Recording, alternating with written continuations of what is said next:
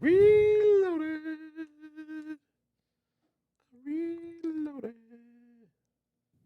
This is the Grow Business Podcast with Cory Mosley. Oh, you got to grow. Caught me mid-phone. Mid-phone. No phoning it in here, but no phone it. We don't phone it in, right? I might check the phone, but we never phone it in. That is 100% correct. Yes, you are getting 100% full, unfiltered, unadulterated. That's what you say. You're getting the real deal, unadulterated, coming straight at you. Right. Raw, no filter.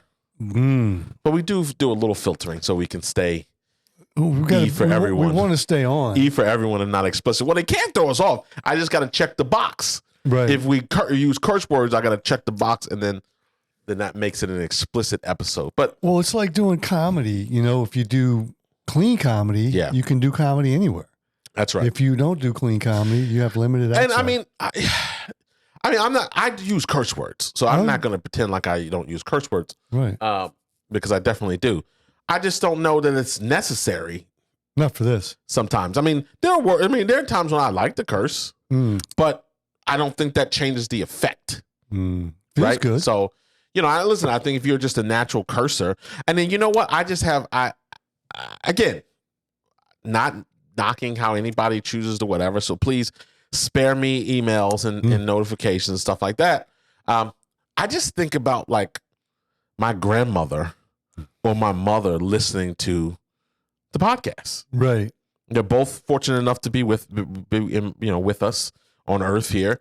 And I just go, how would I feel? I don't curse in front of my grandmother or my mother, or that's just where I come from. Now, plenty of people do, and they'll, drop the F-bombs or whatever when they're talking to their family because, I'm an adult, you're an adult.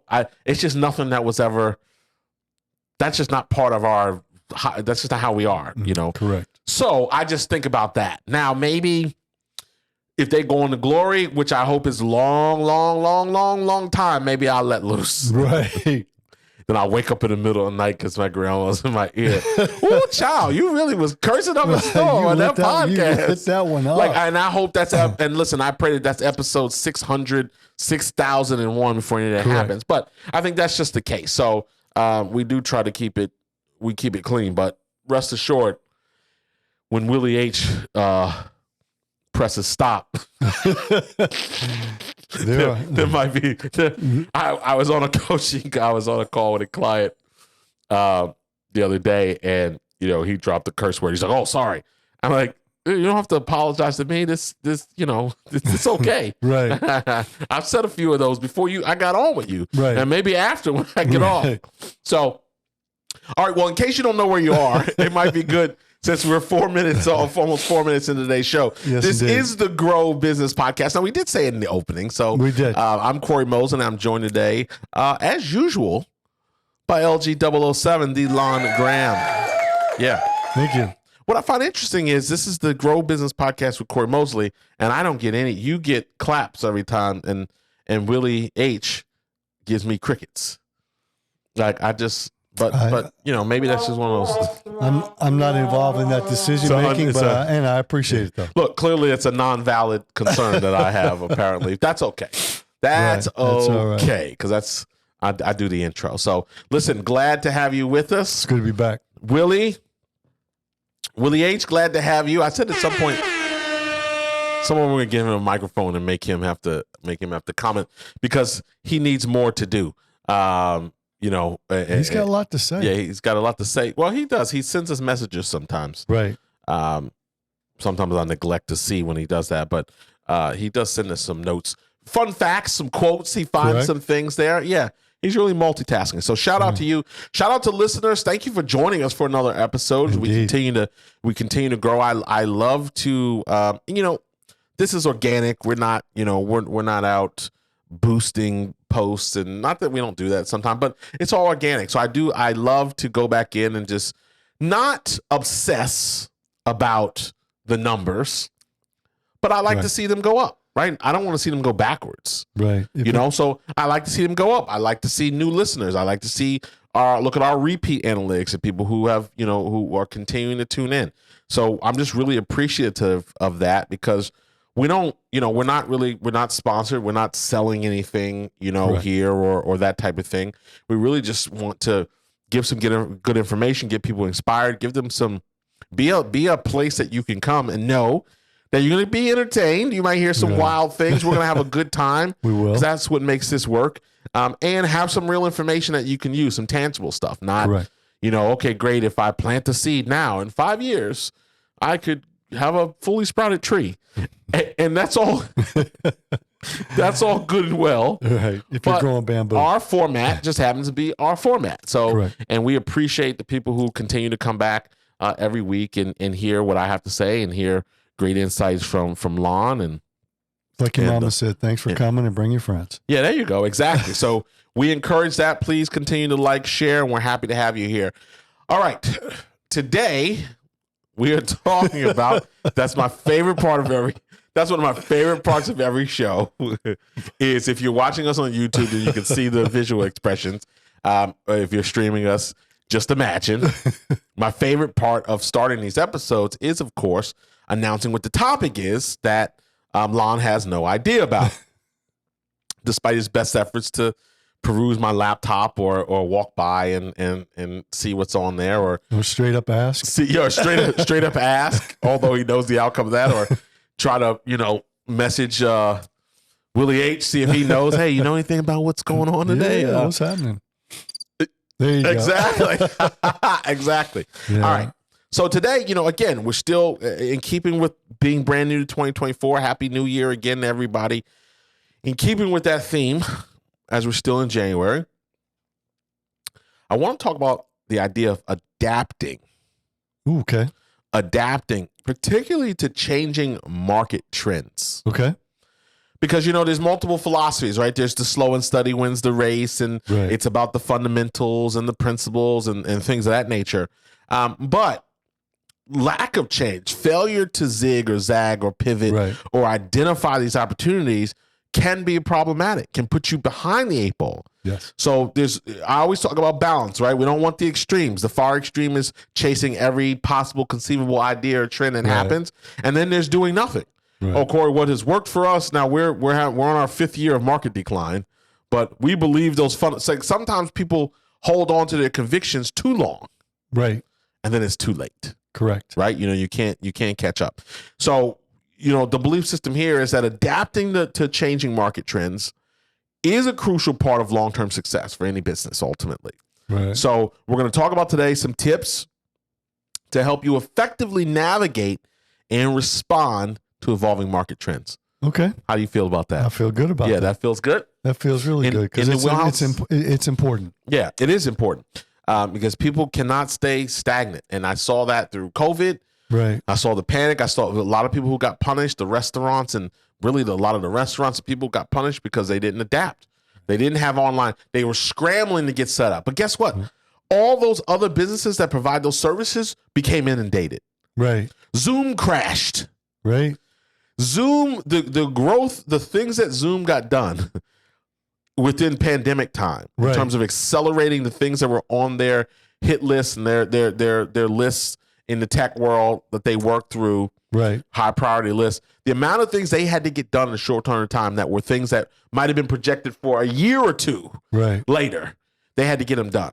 So great, you were a restaurant, you didn't have online ordering, you went to get it. Those people were crashing, were inundated, got behind. Now it's 6 months to get set up. Well, it was usually 6 days. Right. Now it's 6 months because everybody and their mother was trying to get on. Right.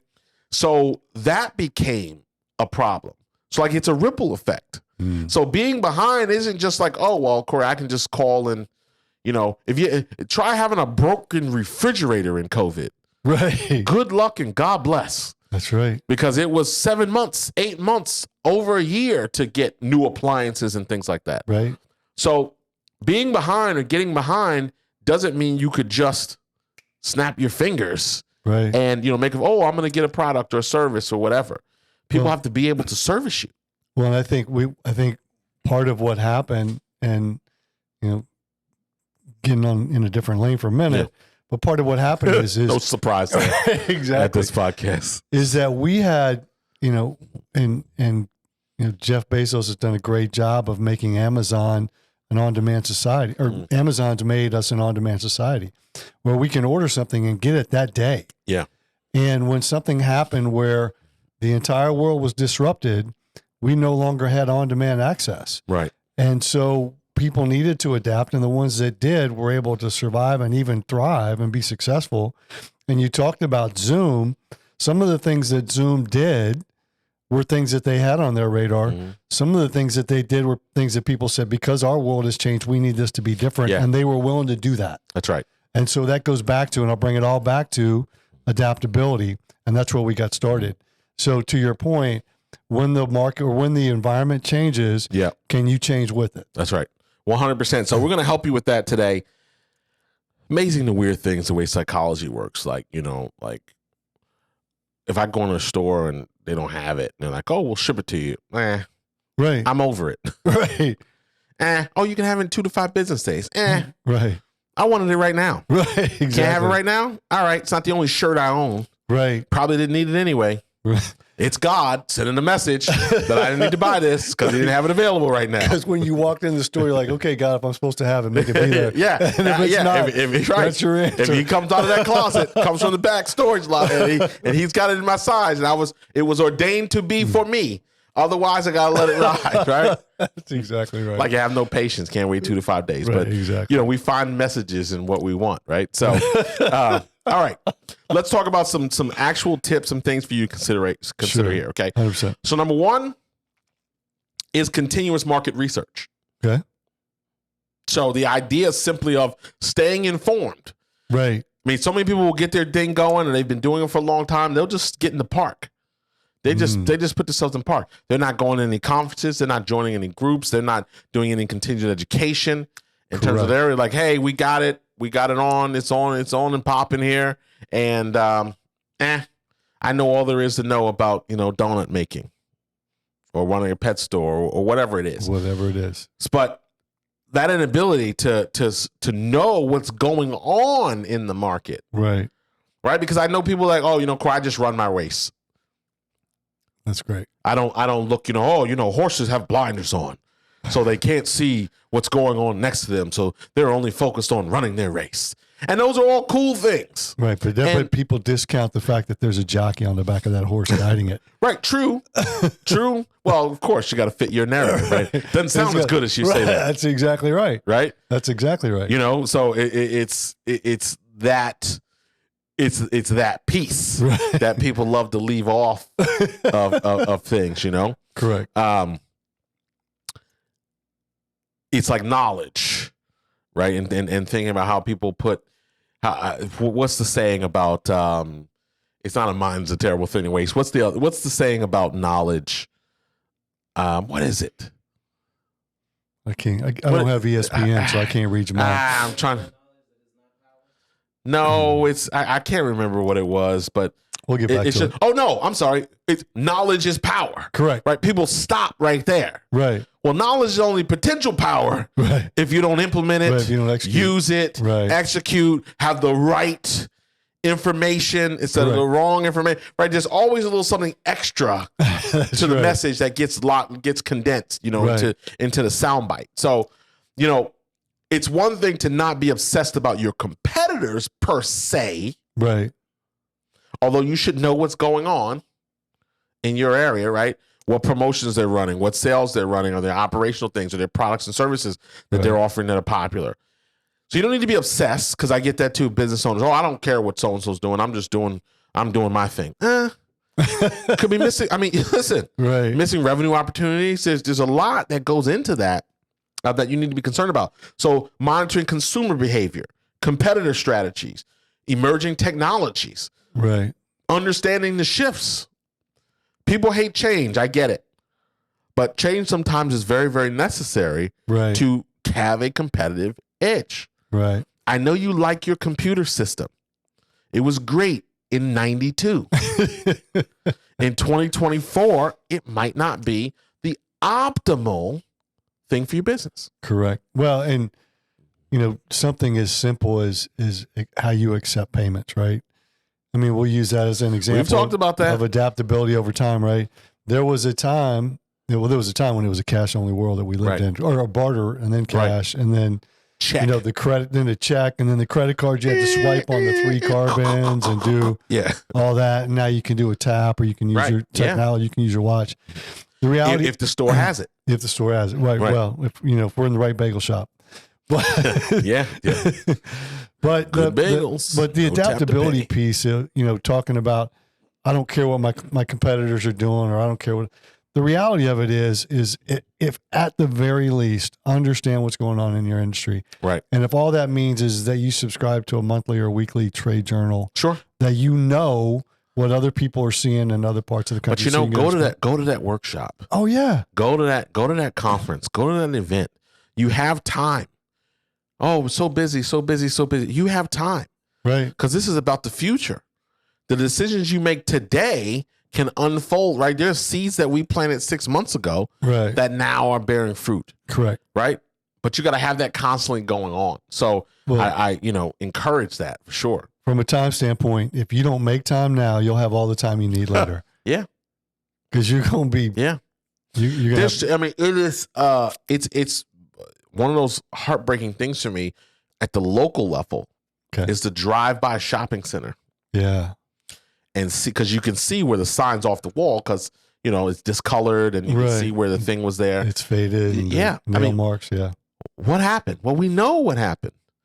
In the rare instance, somebody retired, but we know otherwise.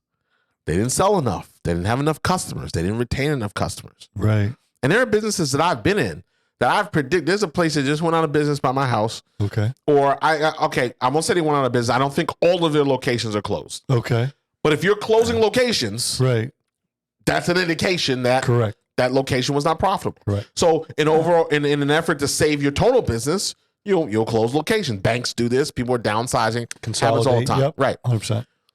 But I went in there as a customer. Now, granted, they made it 5 years. Now, that could be a variety of reasons, right? I mean, you got a 5-year lease. You don't want to be sued. You don't want to. You got to pay one way or another, right? Correct. So different decisions. Maybe you stay too long. But I went into that business when it first opened 5 years ago. Okay. And had an experience in the business, and said, "No way, this is making it. I don't like this." Okay. Right. And it wasn't about, this is a restaurant. It wasn't food quality. Okay. It was complexity of ordering and the experience. Oh, interesting. You had to write down stuff, make choices, fill in box, fill in circles. Like because it was very custom. You could customize everything just for you. Right. Which sounds great until it gets too complicated. Correct. Until the customizations become infinite. Right. Right? Burger King, you can have it your way, but only so much. That's right. Okay? You want jalapenos on your they don't have any in the building unless it's still in the jalapeno burger.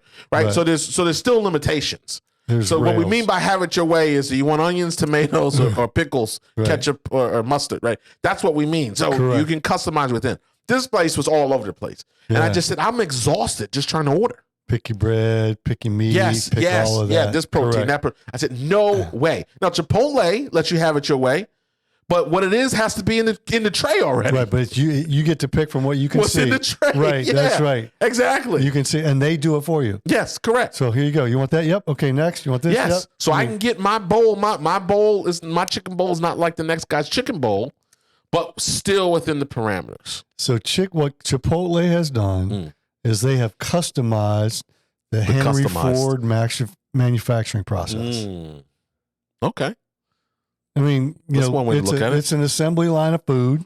Yeah. And you get to pick along the assembly line. But it's funny that you think, because even when you get into that level, you talk about auto, there's such a big difference between what the Germans will allow you to do, what the Japanese will allow you to do, and what the American companies will allow you to do in terms of ordering. Okay. Right. One of the people used to get very frustrated when it came to ordering from some of the domestics. Oh, interesting. Package 1B, package 1C, delete 2A, add 2C. You went to get a Toyota? CE, LE, XLE. Have a nice day. Right. That they didn't play around. Good, better, and best. That's it. You want a Honda? You like your interior black or gray? Or tan, right? There's no brown, cinnamon, milk. Now you get into some of the other brands you can get, but Honda's just not playing that. They're not playing that game. Right. EX, EXL, whatever. Right. Like, but if I go to a Ford dealership, go to a General Motors dealership, I can get into all these convenience packages, sport packages. I can get into all these things. So that's a plus and a minus depending on what your tastes are. Correct. But market trends. Now, many of them have adjusted, of course, based on what the market says. Right. You know, Honda put out one year, they had their Civics and they got rid of the knob. So it was all a touchscreen. You couldn't like manually rate. Okay. And they quickly got a lot of feedback. I'll bet. That said, no, we like a knob. We appreciate what you want to do, but in America, at least, we like the knob. And they brought the knob back in the next iteration. So again, that's paying attention to the market. Yeah. You've got a lot of features. Example. I mean, cars are a great example because you have a lot of features now that used to be high premium features. Correct. You know, blind spot. That used to be a thing you had to pay extra for. Right. Now you get it in entry-level vehicles. Right. That's the market. Now costs come down, right? But that's also the market paying attention. What are the essential things that matter most to our customers that can give us a competitive edge? Right. And then they come up with something else once everybody starts doing it, right? So in your market, you got to know what's going on. Yes. You have to be observant of that no matter what game that you're playing. Continuous market research has to play a role in that because it gives you a proactive way to adjust your business priorities. Yes. And what it also does is it, especially when it's client feedback or consumer feedback. Yeah. What it does is it gives them the appreciation of investment in your business when you're adapting to what they provide as insight. So go ahead. So we'll go back to, this is a little bit further back than using the blind spot recognition. Roll up windows and windshield power wipers. Well, not that far back. But when power windows started to come out, they were an upgrade. Right. And correct. people were like, we like the power windows. And so the technology became available. You won't find any 2024 model without power windows. You won't find any 2015 model without power windows. But I mean, you drive German, so maybe in your elitist way, like, where you wouldn't know anything about that. But but the reality of it though is that when customers provide feedback that makes sense and it's at in your scale. Lane, at scale. That's we got to put the caveat in there, right? Because I've had business owners get one piece of feedback and want to change their pricing, want to change what's in a package, want to change an offering because one person said, "Oh, you know what? I think your price is too high. Oh, Cory, maybe I should drop the price." Or you guys really should do X, Y, Z. Oh, we really should do X, Y, Z. Okay, hold on, Buckaroo. Right. Okay, hold on, Buckaroo. No, right. We need to make that a hold on, Buckaroo, a meme, a voice thing. But let's look at where the trends are. Right. Did five customers out of 10 tell you your price was too high? Right. Or is that one person who just couldn't pay? Right. Or didn't want to pay or whatever? Right. And look, and yet the reality of it is you have to rate your customers. You have to rate your clients. Or is that your most valuable client? Is that your ideal client? Does that person match the client you're trying to attract? Right. So it goes back to evaluating that feedback for sure. I remember one. I can't remember the coach who Fuse. Was there a famous coach with the name that ended in Fuse?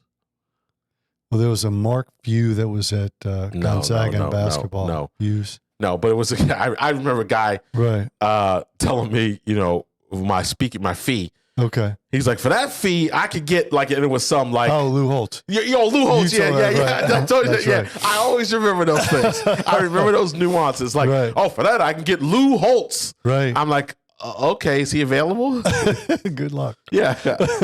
Right. I mean, I'm like, come on now, dude. Like, what are we talking about here? So, but that's how, Lou is still around. He's 86.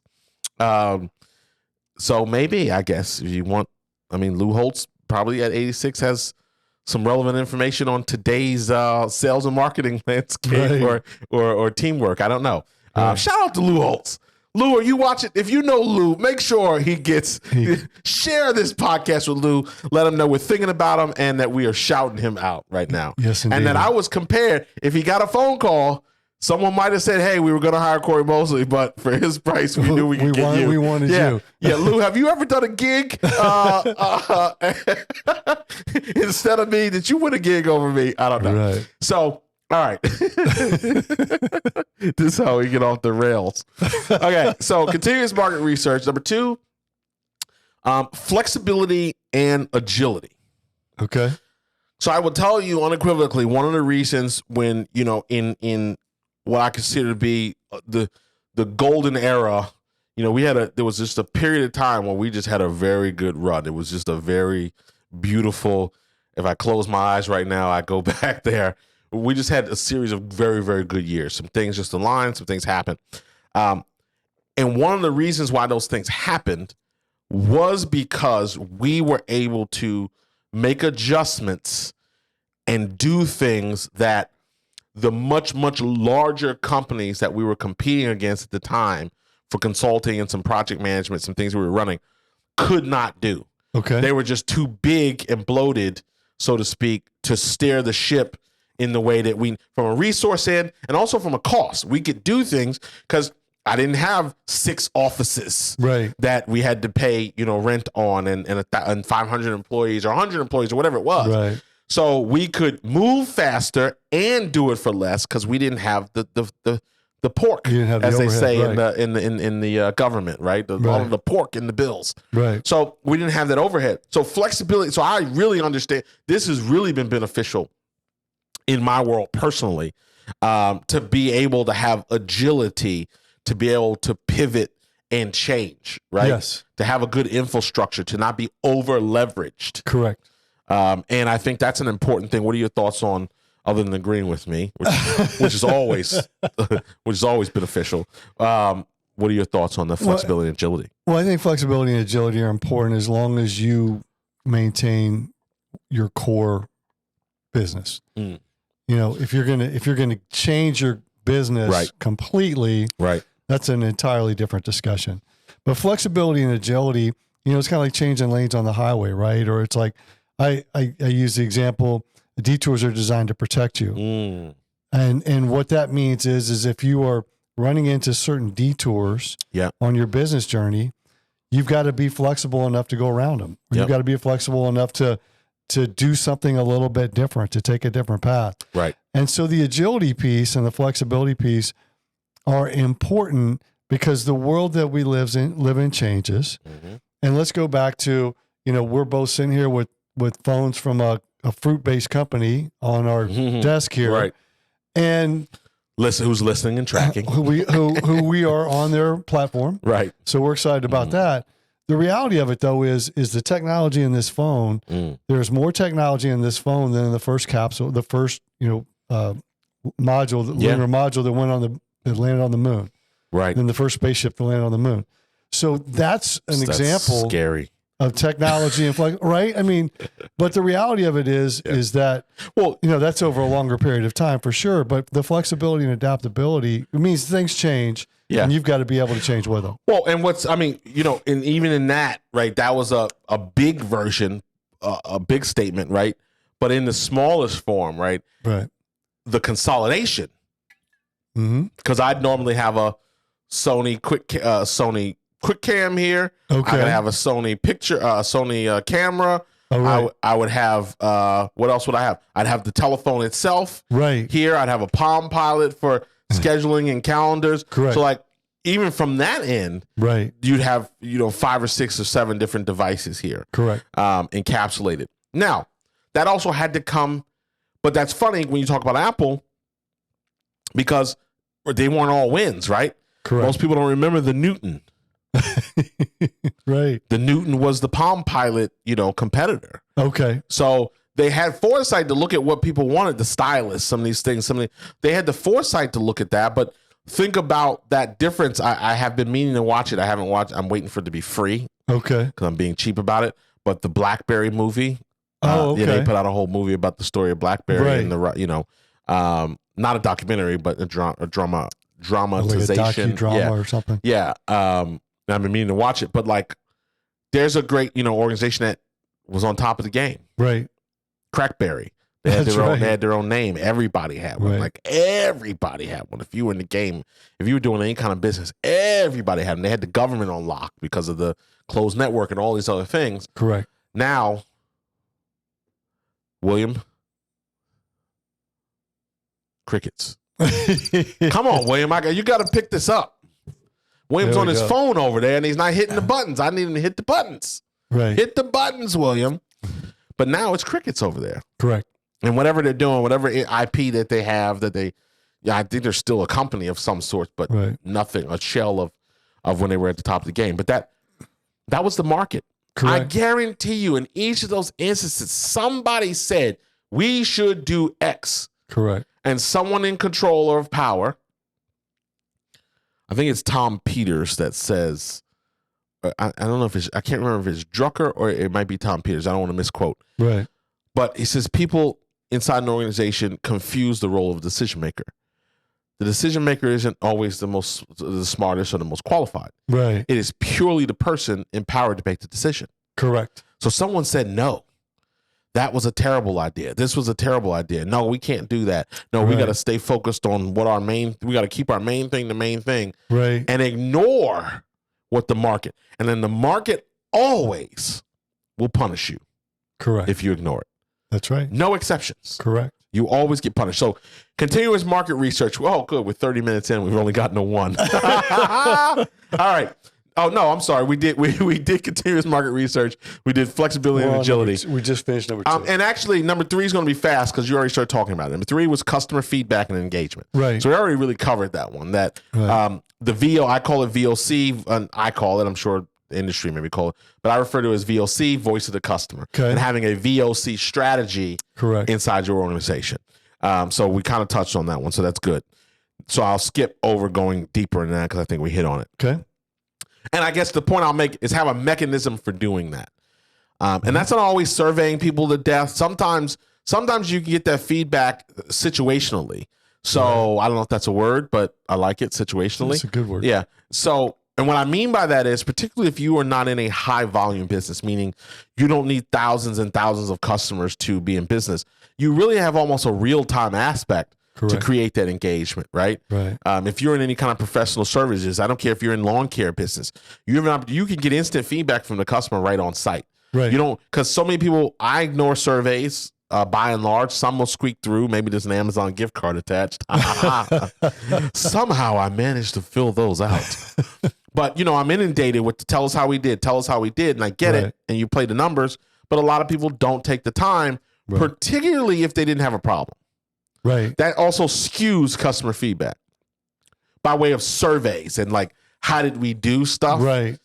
Because most of the people that obviously have something to say are the people that didn't have a great experience in many instances. Correct. Yeah, that's a good point, Cory. Make it easy for them to provide you with feedback, to provide feedback. And I'll go back to what I said when we were talking before. Make sure the people that you are listening to are the people that are your ideal clients and your ideal customers, the people that you want more of and that you want to do business with. Right. 100%. And just keep that in mind, right? And then you said it, keep it simple. I just want that to be impractical, but I want to make that practical for people. So if you're doing a survey, what are the most critical 2 or 3 questions that have the greatest impact, for what you're doing versus, the 15, because the one I hate is when they act like they're going to ask you 2 questions and then it explodes to 27. Correct. I just click off. Well, I've done that recently where I had a good experience and I got in, I answered the first question 1 through 10, put a 10. Here's a comment. Right. So-and-so made it very easy to do what I was doing. Enter, boom, 10 more. And I'm out. I've got to exit it. I can't say that's enough. Right. Right. So I don't know. I mean, I assume they captured the first part of it. Right. But so that's just another key thing. Like if you're doing that kind of traditional survey stuff, which is great and fine to get feedback, just focus on the main stuff. Because the big stuff, if you fix that, The little stuff isn't as bothersome to people. That's correct. And remember too, when you're creating these surveys, if you're asking people about their experience, only ask them about things you're willing to do something about. Yeah. So if you're if you're asking for feedback on something that you don't care about, right, or that you're not willing to deal with, right, don't ask them, because you'll get feedback and then they'll be mad that you didn't do anything. What'd you think it. of the manager? He sucked.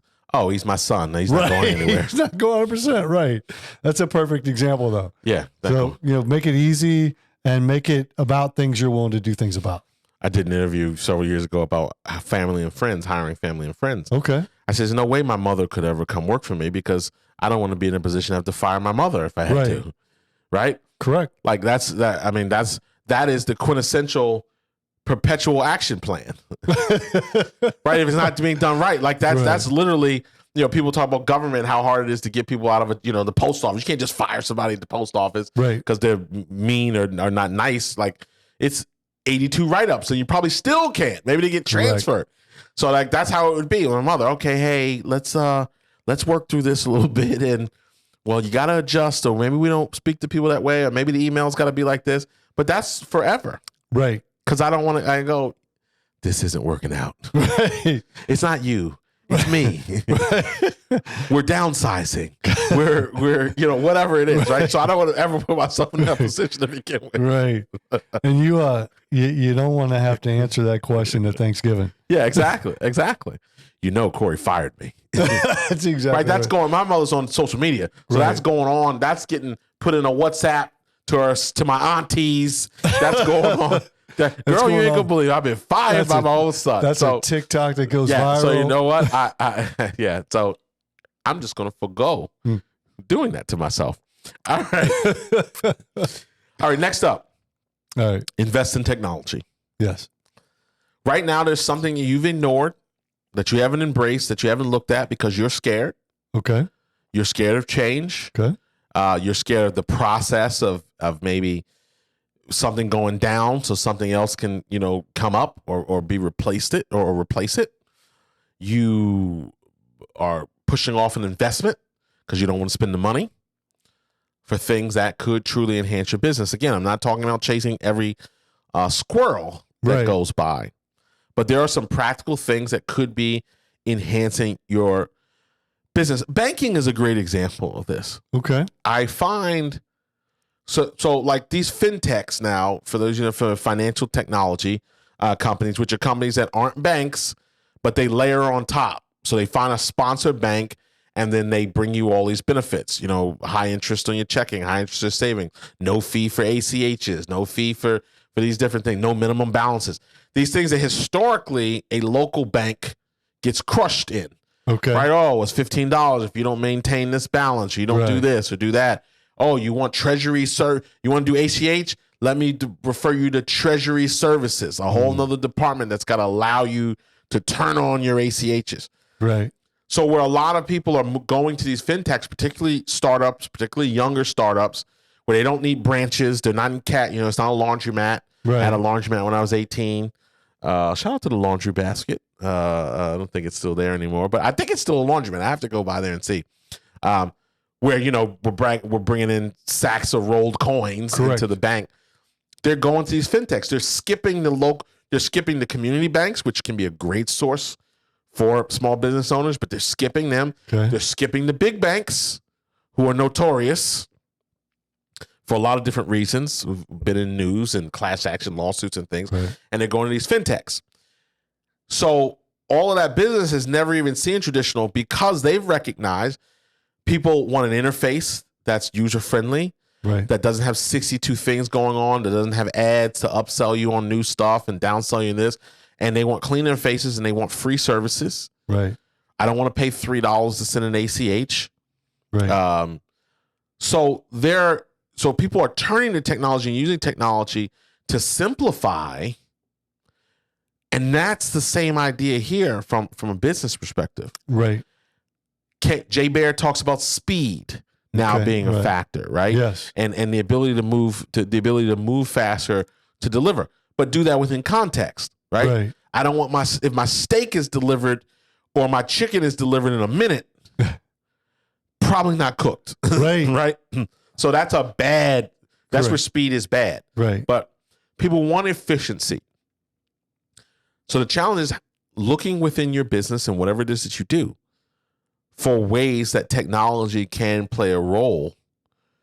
Release the fear, learn something new, hire somebody, outsource, get a short-term person to help you if you're concerned about implementation or you're concerned about these things. But putting off or having antiquated processes, and if you're a company, a sizable company, listening to this, if you're in leadership, a sizable company, I mean, and for me, I'm not talking about 500 employees, but 50 employees is a lot of logistics. You cannot let people stop you from progress because they don't want to change. Right.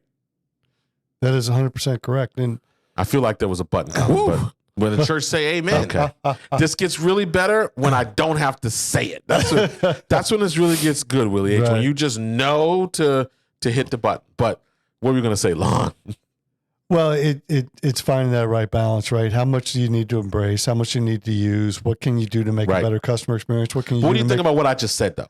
Oh, about the people, right? The person doing the bookkeeper inside the organization doesn't want to go to a better system because they're used to that system for 15 years, so they're preventing progress. Correct.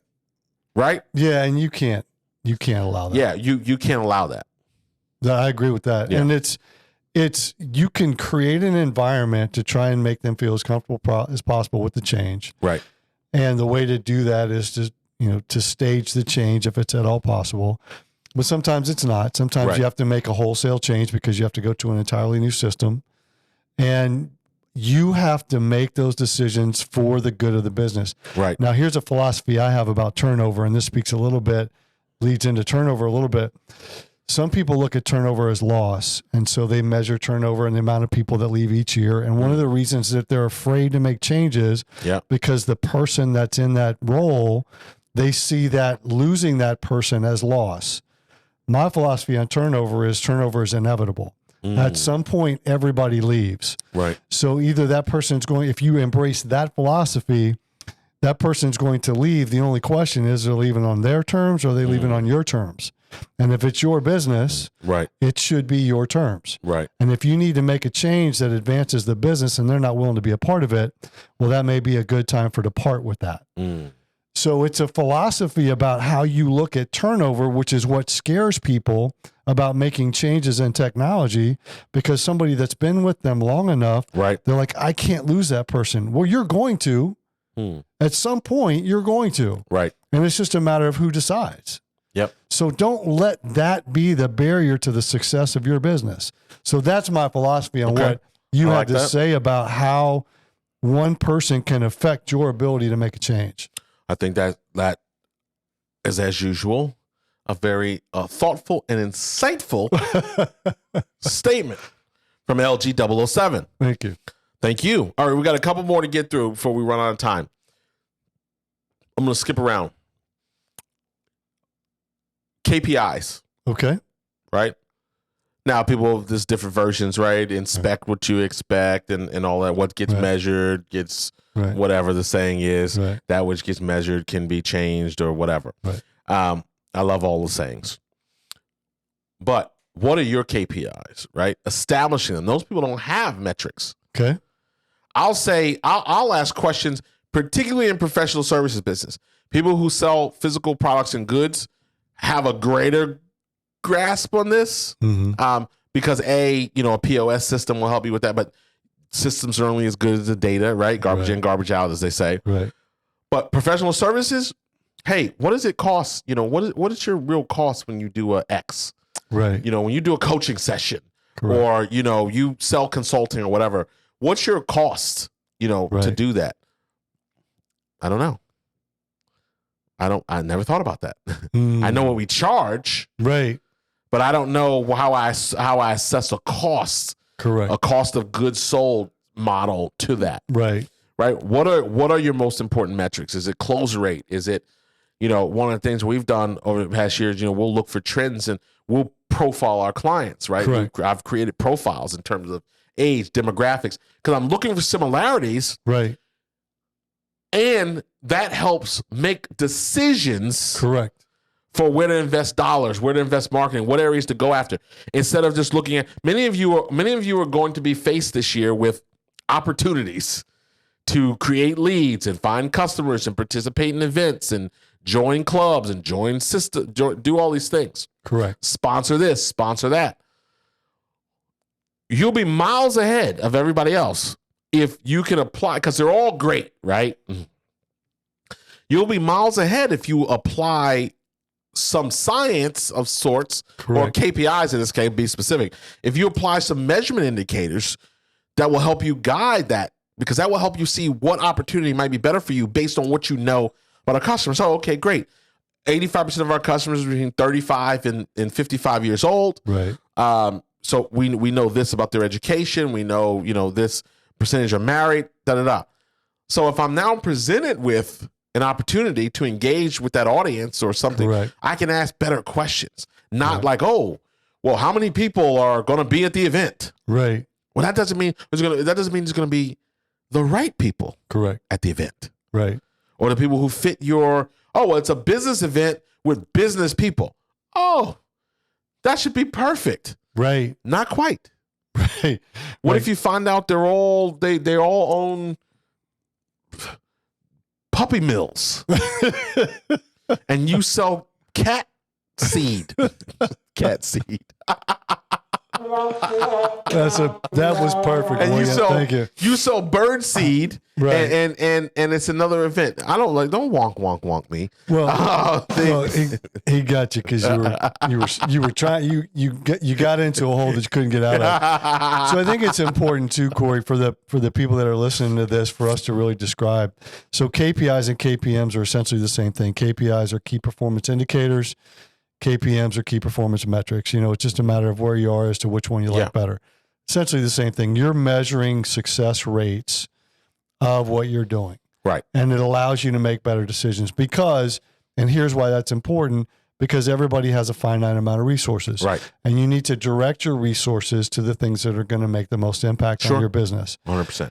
And so if you don't know what that is, we'll use your example. We talked in the very beginning about going to events and conferences. Well, which ones are the right ones? Right. Well, the way to learn which ones are the right ones, if you identify who your key clients are and customers are, then you can pick the events that they're going to be at. Right. And as obvious as this may sound, right, it's the execution. Right. Because people never get the rate of someone potentially saying, "Oh, Cory, great, you shared that thing." I actually that wasn't new. Someone said to me something after an event. I'm remembering now. Right. He's like, "Oh, that was good information." He says, "A lot of it wasn't new information." Correct. I said, "Well, let me ask you a question. How good are you at executing on what I shared today?" Right. Then that's when it got quiet. Right. No, perfect. There we go. Yeah. That's when it got quiet. Right. Because he didn't have the pithy. He was quick to come up and go, that was great. Your delivery was great. But, I shared, 9 things. Well, I'd heard about 5 of those things before. Great. Right. Tell me about your execution on them. Right. Oh, well, you got to get back to basic. And then they start going and they're backtracking. Right. Once you stop them cold. I don't know what the play was to make me feel bad. I know my stuff was good. Okay. People were taking lots of notes. Right. Right. And people gave me cards. Right. And said, that's the success. Right. Call me. Right. We need you. We want you to, can you come out to our, can you come out to our, my event. Yeah. Can you come out to our business, right. our company? Can you help us? Right. So that guy in his comment, but then had to backtrack there because he knew he wasn't executing. Right. So, I know McDonald's is bad. Overall, I don't know. Allegedly, am I supposed to say that? I don't know. I mean, I know McDonald's is a high caloric meal. Let me say that. Okay. We don't need no trouble. We don't even have any sponsors. Right. So I know it's a high caloric meal. Right. I know that already. I don't need anybody to tell me that. Didn't stop me from going to the drive-thru. Correct. Should. Right? Go, probably shouldn't be. This is probably not the ideal nutritional meal for me. Right. So you can know something and still not execute it. That is the key difference. Well, you're absolutely right, and that's why I love when you say that. Well, and that's why it's so important to continue to reinforce these messages. Right? You're not going to be able to do everything anyway. Right. So maybe he heard or she heard 5 of the 9 things that you talked about. Right. Have you executed on one of them? Yeah, exactly. Just one. That's the key. I'm not asking for all of them. That's the key. Because not everybody can do everything. And you don't have, again, finite resources. That's right. So how are you maximizing the resources that you have? And if you don't understand who your ideal clients are, if you don't understand what you're trying to accomplish, then you don't understand what you're measuring, and then you don't understand how to invest your resources in things that are going to drive that more effectively. I think that requires a woo. When the church say amen. That's right. All right, we got 2 more to go here. Two more to go. Well, we got time.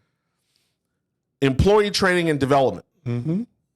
So just on the recap, we're talking about how to adapt to changing market trends, right? Okay. So continuing market research, flexibility and agility, customer feedback and engagement, investing in technology, monitoring and analyzing key metrics.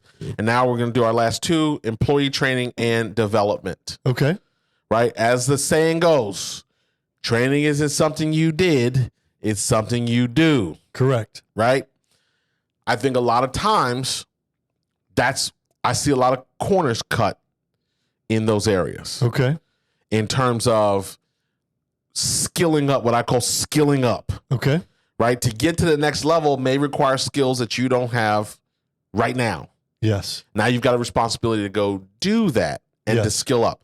If you're in a position where you have employees, you have team members, then what could you be doing to help skill them up?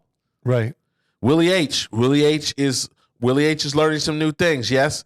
Willie H is going through a process of learning how to do some new things that he didn't know last week. Now, I have a responsibility. Steve Jobs, this is a Steve Jobs quote. He said that you can't mandate productivity. It's an organization's responsibility to give its team the tools they need to be successful. Okay. Right? So now I can go, okay, great. Willie H, I want you to learn X, Y, Z. I can't just leave the room. Right. That's not the whole meeting. Here's how we're going to do it. The meeting is now, okay, great. I've made arrangements for you to meet with this person that's going to coach you or going to train you or going to go through this information. Right. Start here with this information. So we got to go through that process. Right. Now, could I have said, here's what I want you to learn how to do, and he go out and learn it? Sure. Right. As he has done with other things. Correct. That's not the proper way, though, to do it. Not at all. Because I have a responsibility to now see that through to make sure he gets the resources. Well, especially if you're going to expect them to perform on the other sid. Yeah, again, you're talking sane right now. you know what I mean? I know people who've said, you know what? Who've stood up in a meeting and said, we need to be more like the Ritz-Carlton. We're going to customer service number 1. We want to be more like Disney. We want to be more like the Ritz-Carlton. We want to be more like the Four Seasons with our customers. Somebody wants to know where the bathroom is. You walk them to the bathroom. And that's the meeting. Right. No training. Right. Let me ask you a question, Lon. How do I know how to be like the Ritz-Carlton if I've never been in a Ritz-Carlton? Correct. Yeah, you don't. But people lose sight. Right. People lose sight of that. Well, and it's something that you've said before and we've talked about. You forget that everybody doesn't know what you do. Right. Not everybody's had your experience. Not everybody knows what you know. And I say that to leaders and business owners as well. The reason you're the leader of the business owners is because you've gone through all the things you've gone through to get there. And the people that are on your team need some help. We can't afford to do training right now. You can't afford not to. Correct. Right. I remember when we launched a coaching program during pandemic. And I remember a guy telling me, after telling me all these problems he's having, correct, then being faced with making the investment in the program, he said, well, listen, I'm going to go. He says, listen, let me go out and close a few more sales, and then I can come back and join the program. And my statement was, part of the reason you're on everything you just explained to me for the last 45 minutes is around your inability to close more sales. Right. So how are you now going to solve that problem? Consider yourself solving that problem, right, as a means, like you're getting this all backwards. What might I say to that, Willie H? What might be a good button for that one? That's just dumb. Yeah. There you go. That's just dumb. It is dumb. So, and again, before you, I understand you need to have dollars and cents and to invest. You need to be in a position to invest. All that's great. And I'm not talking about that. If you generally are just not in the situation, maybe you have to make some other choices in your business. Right. But I'm talking about you've got the money, you've got the funds, and you're choosing not to do it. Yeah, that's a recipe or you're for disaster. you're going to do a direct mail piece and not train your people on how to convert clients at a higher level. So you're going to focus on pouring more money in the lead, so you don't have to get them better at actually selling or converting or your process. Right. Yeah, I mean, look, you're asking people to do something differently. You're not giving them the tools or the resources to do it. You can't expect them to have any different response, any different outcome. Yet they do. Right. Yes, That's why they do. that's why we're talking about it. That's why we're talking about it. It's experiences we've had. It's experiences that clients have had. I've never heard anybody getting body slammed at a Chick-fil-A, but I have seen plenty of people get body slammed at a Popeyes. Check the internet. Right. Got to be a reason for that. Right. That's got to have something to do with employee training and development. Right. Talking about being adaptive, right? Yeah. Well, had Chick-fil-A adapting during the pandemic. Right. All they did was grow their business because they said, we're going to invest in the outside. More mobile ordering, more slots, 2 lanes, 3 lanes, delivery. They got the little smart cars riding around with the little chickens on it. Yeah. Loading us up. That's right. That's another meeting. All right, let's get to the final one before we wrap up. Here's the final one. Diversification of your offerings. Okay. So you saw this with Wendy's. Okay. Wendy's for 100 years didn't serve what? Chicken. Breakfast. Oh, breakfast. Right. Okay. Yeah. You couldn't get breakfast at Wendy's. Burger King did breakfast. Right. McDonald's, that's a cash cow for them. They perfected breakfast. Right. Wendy's for decades didn't do breakfast. Okay. I think they've been late to the game, and the breakfast isn't that great. I've tried it personally. But they adapted. Right. Maybe a little too late. But nonetheless, they got in the game. Right. So diversification of the offerings, again, but still within their wheelhouse, right? Correct. They added breakfast. They didn't try to become, an ice cream parlor or whatever. So they've added that. So diversification, this could be a great opportunity in terms of adapting. What thing have you been putting off? What area that do you not want to get into that maybe you should be reconsidering? Because most business owners have had a conversation with themselves at least about product lines, expanding SKUs or doing things. Right. And just have not done it for whatever reason. Some of it may be economic, some of it may be psychological, but this is a great opportunity to figure out where there's diversification. Well, absolutely. And, this is such a great time, end of year, beginning of year, as you look at a good time to reevaluate those things that you've evaluated before that didn't make sense before. Yeah. That maybe they do make sense now. And how can you do that? And, you talk about fast food, quick service restaurants offering breakfast. I mean, Taco Bell now has been advertising a breakfast taco for the last 6 months. That sounds terrible. Sounds very damaging to the gut. Whether it's good, whether it's allegedly, am I supposed to say? I don't know. I'm just protecting myself. but to your point, they're even making fun of it. They're like, "What do you mean you didn't have a breakfast taco?" Right. Well, now we do. And so, are there things I did like when they went and found all the people named Ronald McDonald in real life, and they did a campaign saying, "I, Ronald McDonald, endorse Taco Bell breakfast." Oh, that's awesome. I did love that campaign. I don't know what the ROI results were, but I love that campaign to have like all these people named Ronald McDonald, because that was the legality, right? In real life. Hi, I'm Ronald McDonald, and I love Taco Bell. Like, how crazy that is so like, that fantastic. Was a great. Yeah. There's a lot of creative people out there. 100%. That was just creative. But I'm sorry. Finish your point. No, but to your point though is just because something's not right for you now, that doesn't mean that it's not right for you in the future. True. And as you continue to evaluate your business and where you can expand, I think where people we talk about the extremes, right? The people that say, no, I'm not doing anything. Right. And the people that say, I'm trying to do everything. That's where people get into trouble. Find something in the middle. Add one thing this year to your business. I got so excited that I knocked the microphone off the stand. So, but No one knew till you said that. Nobody streaming knew. well, But go for the ahead. people that were watching and saw Cory's face, it's like, oh my gosh, man down. Yeah. I was there. What's going on? At least it wasn't you. Right. Well, You tilted. but the point being is do one thing at a time. Yep. Just do one thing at a time and stay in your lane, but add one thing at a time to your business and build on that. Figure out how to make it successful. And that's how you get your people invested in it too, coming back to training and getting, overcoming Debbie Downer. Right. Get them, do it one thing at a time and get them invested in it one thing at a time. And then you're demonstrating what's important. You're telling them that you want them to get better too, so that the business can grow, so that everybody can get better. Yeah. And that is the name of the game here at the Grow Business Podcast. Business Podcast.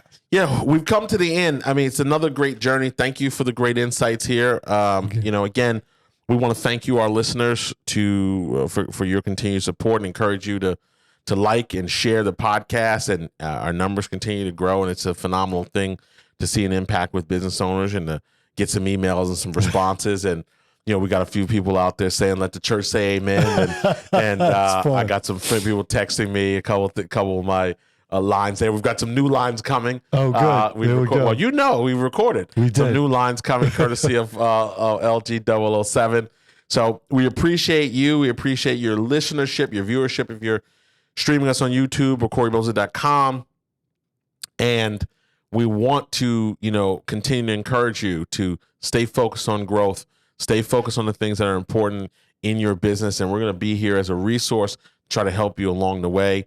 I am Cory Mosley, and he is LG 007. LG 007, Lon Graham. And this is the Grow Business Podcast. We appreciate you, and we will see you on the next episode.